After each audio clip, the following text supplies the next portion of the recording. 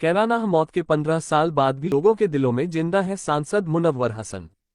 पूर्व सांसद चौधरी मुनव्वर हसन और उनके बेटे और वर्तमान विधायक नाहिद हसन। पश्चिमी उत्तर प्रदेश के बड़े नेता रहे मुनव्वर हसन की मौत को 15 साल हो गए। लेकिन क्या हिंदू, क्या मुसलमान, इलाके के तमाम लोगों के दिलों में आज भी उनकी यादें जिंदा हैं। मैं मेहरबान अंसारी, मैं उस दिन का गवाह हूँ। कैराना इतना चुप कभी नहीं हुआ। 50,000 की आबादी के कैराना में हर घर में मातम था।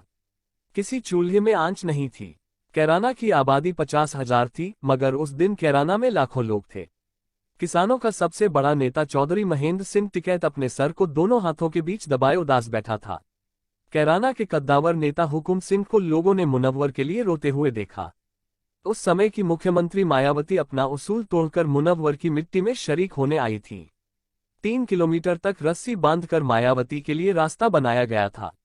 पूरा कैराना बंद था, एक दुकान कहीं नहीं खुली थी।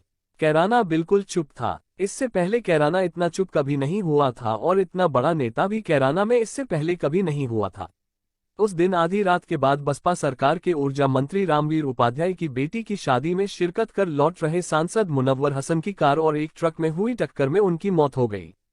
मौत से कुछ दिन पहले ही उनका नाम Guinness book of world record में दर्ज किया गया था। मुनव्वर हसन भारत के राजनीतिक इतिहास के ऐसे एकमात्र नेता हैं जिन्होंने भारत के चारों सदन राज्यसभा, लोकसभा, विधानसभा और विधान परिषद का प्रतिनिधित्व किया है। पश्चिम उत्तर प्रदेश के जिलों में उनकी अद्भुत लोकप्रियता थी।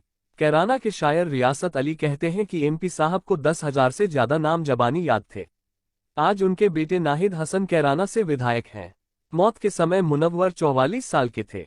कैराना के मौलाना नसीम बताते हैं, उनकी पसंदीदगी का आलम यह है कि आप रिक्शे वाले से कहिए कि एमपी साहब के घर जाना है, वो मुनव्वर हसन के घर पहुंचा देगा। जबकि एमपी और भी हैं, मगर दिल में मुनव्वर बसे हैं। कैराना के मशहूर आइसक्रीम विक्रेता जाहिद कहते हैं, मुनव्वर हसन जैसा नेता यहाँ कभी पैदा नहीं हो सकता। उनमें लोगों को अपना बना लेने की कला थी। रेहड़ी पर कबाब बेचने वाले महमूद कहते हैं, एमपी साहब मेरे दोस्त थे, गाड़ी रोककर अक्सर कबाब खाते थे। वो ऐसे बात करते थे जैसे अपने हों। जाहिद कहते हैं, इसलिए लोग उन्हें गरीबों का नेता कहते थे, एकदम जमीनी नेता। वो किस तरह के नेता थे, ये राशिद अली बताते हैं। 2007 में मुनव्वर हसन को अलमासपुर में हमने एक ट्रैक्टर एजेंसी की ओपनिंग के लिए बुलाया। वो उस समय सांसद थे। 100 से ज्यादा गाड़ियों का लंबा काफिला आया। हम मुनव्वर को बड़ी गाड़ी में समझ रहे थे, मगर वो मारुति 800 से उतरे।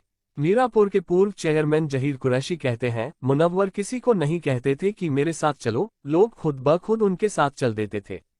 जानसठ के अब्दुल्ला ठेली पर केले बेचते थे। वो बताते हैं, एक दिन मुनव्वर से कहीं मिले तो मुनव्वर ने हमारा नाम याद कर लिया।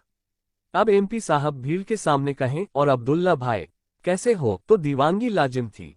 कैराना में मुनव्वर हसन अक्सर लोगों के घर में चले जाते और कहते, लाली स्थानीय जबान में बहन खाना दे, भूख लग रही है। नसीम कहते हैं कि इससे उन्हें पता चल जाता था कि उनके लोगों की वास्तविक हालत क्या है। मुनव्वर हसन के पिता अख्तर हसन बसपा सुप्रीमो मायावती को 2 लाख वोटों से हराकर सांसद बने थे। उनका चौधरी परिवार इलाके का सबसे बड़ा जमींदार परिवार है। मुनव्वर के दादा चौधरी बुंदू और वर्तमान सांसद हुकुम सिंह आपस में भाई हैं। 1991 में मुनव्वर हसन ने अपने पहले विधानसभा चुनाव में अपने दादा हुकुम सिंह को जोरदार हार का मजा चखा दिया। 1993 में फिर से चुनाव हुआ। फिर कैराना से मुनव्वर ने हुकुम सिंह को हरा दिया। 1996 में वो सांसद बन गए और 1998 में उन्हें समाजवादी पार्टी ने राज्यसभा में भेज दिया। समाजवादी पार्टी में उनके साथी राशिद सिद्दीकी कहते हैं, मुनव्वर भाई का जलवा ऐसा था कि नेताजी मुलायम सिंह यादव शिवपाल जी की बात टाल सकते थे, मगर उनकी नहीं। जो अधिकारी जनता के काम नहीं करता था, वो उनके एक फोन पर हटा दिया जाता था। शामली के नफीस राणा के अनुसार उन्होंने गरीबों की बेइंतहा दुआ ली। यहाँ सूदखोरों का आतंक था। वो गरीब को 5,000 रुपये देते और 50,000 कर देते थे, फिर उसका घर हड़प लेते थे।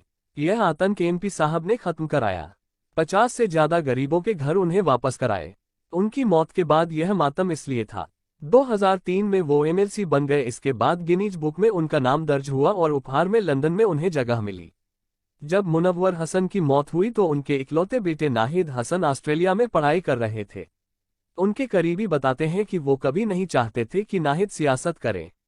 दरअसल वो हर रंग देख चुके थे। उनकी मौत के तुरंत बाद मायावती ने उनकी पत्नी तबस्सुम हसन को उनकी जगह लोकसभा प्रत्याशी घोषित कर दिया।